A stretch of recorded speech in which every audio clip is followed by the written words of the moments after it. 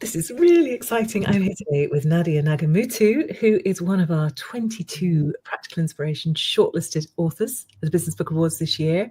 Nadia is the author of Beyond Discomfort. There you go. There it is. Look. Marvellous. It's really nice to have people. Oh, you've got the hardback there as well. Lovely. Why inclusive leadership is so hard and what to do about it. So that Beyond Discomfort, along with all of the other titles, are currently 99 pennies or 99 cents in the Kindle bookstore. So, I mean, I think that's a bit of a no-brainer. Get yourself over there and have a listen. But you might want to just hear Nadia talk about it first. So first of all, Nadia, congratulations on being shortlisted. Thank you. Thank you. I'm absolutely thrilled. And with such an enormous number of people submitting, I'm quite blown away, to be honest. And it's a big deal. Yes, it's a tough category as well in diversity, equity, inclusion. There's quite a fair few books around now. It's a great to read list, by the way. If this is your topic, then get yourself over to that shortlist. It is amazing. But Nadia, I just want to ask you why you wrote this book in particular. Yeah, so I mean, this book came to me, I suppose, in the idea of it. Now, the book is based on a 2x2 model of how I have experienced leaders having facilitated conversations globally with different leaders in different industries and how they've responded to the concepts and the conversations around inclusion and what it means to be equitable, what it means to have a diverse representation within your organization. I recognize that different leaders were getting stuck with what they needed to do, but they were getting stuck for different reasons. And so the book came from that, is that, like, how do we help leaders recognize overtly that this is hard, hence the title of the book, why inclusive leadership is so hard, and make them feel validated in that. Like, it is so complex, it's so knotty, every situation is different, and to be able to hold their hand navigating that complexity, but because I'm a psychologist, through very much a psychological emotional lens, which I think hasn't really been touched on. There's lots of books about how to, like, the skills, what you need to do to be an inclusive leader, but this one is very much, this is how I wanted it to be, and actually been grateful for the feedback that it achieved a very sort of non-judgmental, look, we are who we are. This shouldn't be something anyone should feel guilty about because they have led certain lives or born into the family they were born into. This is about our ability as leaders, the necessity to self-reflect, to really understand who we are, the lens that we see the world, our reality and our truths, and to be able to hold that with lightness, so that you can be receptive to learning about other people's realities and truths. I find it really helpful that it names discomfort right up front, because that actually ridiculously is a block for so many people who they're scared to say something wrong, so they don't say anything or do anything. And that idea that, get over it. It's going to be uncomfortable. It's fine. It's part of the process. It doesn't mean you can't act, because I think so many people are paralyzed by that, aren't they? So it's a constant that I have when having conversations with leaders, that there's this fear of misstepping. And it's a valid fear, to be honest. Like, there's a lot of stories out there. The media can grab onto people who have said one small thing, and before you know it, they're gone. I mean, Gary Lineker's a recent experience of that example. Sorry, you said. Well, just if you haven't got any fear of misstepping, that's actually quite bad too, isn't it? Because you could, as a privileged leader, you can quite easily misstep or say the wrong thing. And if you aren't aware of that possibility, if you aren't concerned about it, then that's a bit of a red flag.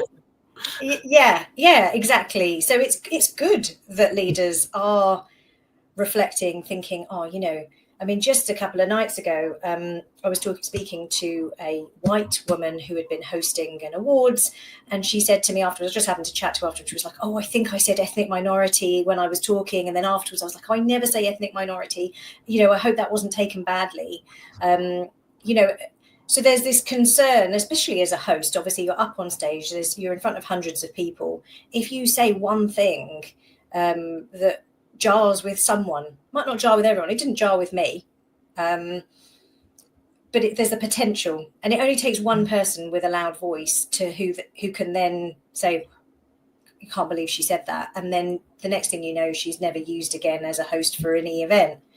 We know it can happen, and so there's a concern, and there's a valid one, and I think that's what I talk about in here is. The final chapter, in fact, is an organisation beyond discomfort. What does that look like? Because it shouldn't be breeding a cancel culture. This isn't about that. So how can you create safety within an organisation where leaders can navigate that complexity, knowing that if they misstep, it's going to that the organisation has their back, that the other peers and leaders have their back, that not to cover up any prejudice that they have or anything that they've done that would hurt or upset. That obviously needs to be addressed, but not the case that they're never heard or seen of again. And I think that's the way that organizations deal with that is actually is vital. It's a cultural element of this work. Yeah, and the work won't progress if everybody's too scared to actually have those conversations and move forward. Now, Exactly. This book it mattered immensely when you wrote it.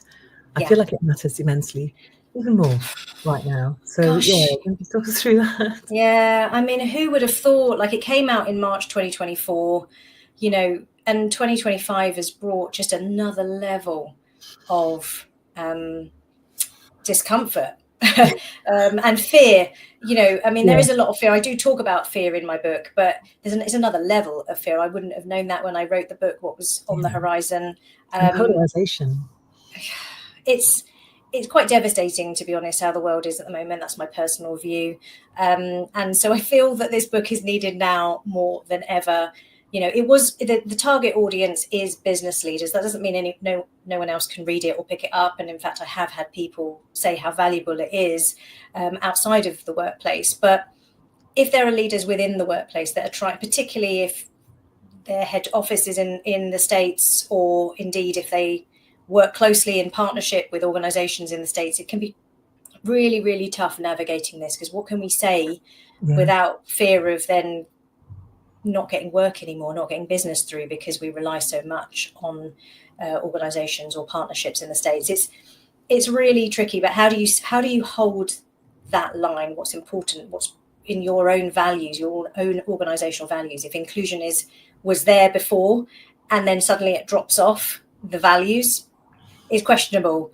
So as leaders, there's even more complexity now, and there's even more discomfort. Yeah, it matters more than ever. So thank you for writing it. Thank you for publishing it. You're very welcome. Before you go, though, I just want to find out, what was your response when you found out you had been shortlisted? I know you were there in the room. I was actually in the front row. It was brave. I know. It was the only. I came in late, and so someone was just like, "Sit here." So it was. Do you know what? The most humbling moment. I took it in, and Beyond Discomfort was actually called out first, and I think it was just alphabetical order.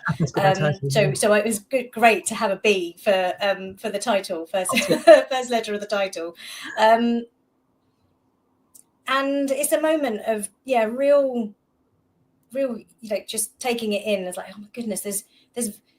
I think the book obviously is important. I think the book has value. It has been validated by many of the readers over the last year, of course, who have posted on socials and have written me reviews and told me personally. But, to have it formally recognised in such a big way through, the Business Book of the Year Awards, knowing how many, as I mentioned before, how many books were submitted, it means so much. It means so much. And I'm very, very grateful to you, to Practical Inspiration Publishing, for encouraging me to kind of write this book, go for it, put it out into the world, and enjoying the process of being an author, I have to say. So it's very humbling, actually, to be recognized like that. Yeah, and there's a huge amount of discomfort involved in that journey as well, isn't there? That's probably a separate conversation. Fantastic. Well, thank you, Nadia. It's lovely to be able to sort of revisit conversations with authors who published last year. Fantastic, particularly to talk about this one because it is so, I think, so timely, so important, especially at the moment. And all that remains is me to say good luck for the 10th of September. I will see you there.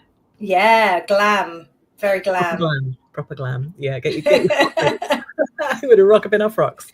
All right, Nadia, thank you so much. Take care. Thank you.